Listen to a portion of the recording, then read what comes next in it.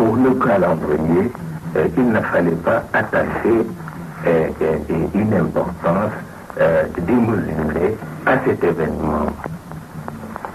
Un calendrier est déjà fixé. Notre maître à nous, Serigne Ngueye, que je connais, on s'en souvient, qui est un homme de vaste culture, nous a déjà conduit sur ce chemin.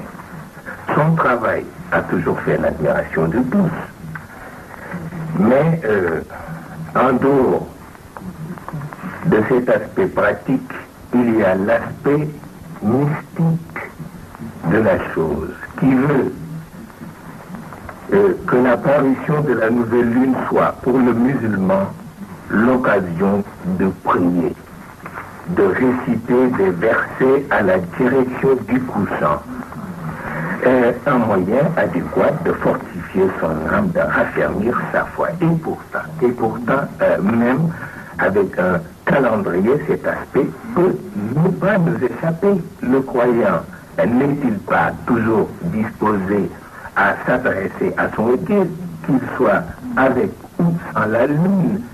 Mais qui dit calendrier dit entente entre les pays du même fuseau horaire.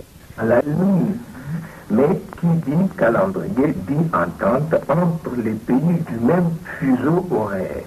Et même, pourquoi pas, de tous les pays concernés. C'est là le problème. Sinon, on risque de faire tout seul les frais de cette réforme. Et c'est un peu gênant, il faut le dire. Et il nous faut donc essayer de convaincre avec les arguments dont on dispose tous les pays concernés. J'ai suggéré quelque chose de cet esprit-là et je crois qu'on ne va pas tarder à obtenir un résultat concret. Haj Malik Sy dit qu'il nous arrive parfois d'être victimes de notre propre ignorance. Et pourquoi nous refusons de regarder la lune le 20e jour? Pourquoi? Et pourtant, il se peut qu'elle paraisse. Parce qu'elle est toujours là, la lune, elle ne bouge pas. Pourquoi seulement le 29e jour? C'est une question de sigle, je crois. Hein, vous voyez, il faut faire très attention. D'ailleurs, c'était la première fois qu'un chef vous a attaqué de face au problème qui nous préoccupe aujourd'hui. L'islam qui a toujours su sonder le degré de la mysticité des âmes croyantes a fait de cet événement l'occasion que l'on sait pour chanter les bienfaits du ciel. À mon humble avis,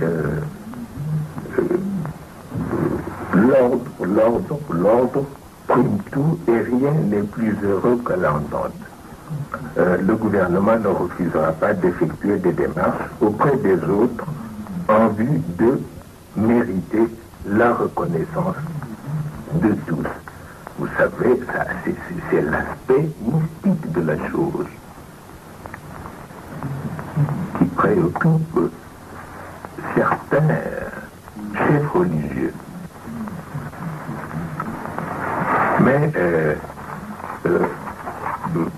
comme l'a souligné Cheikh Ahmed Tijani, trop de mysticisme, cela équivaut à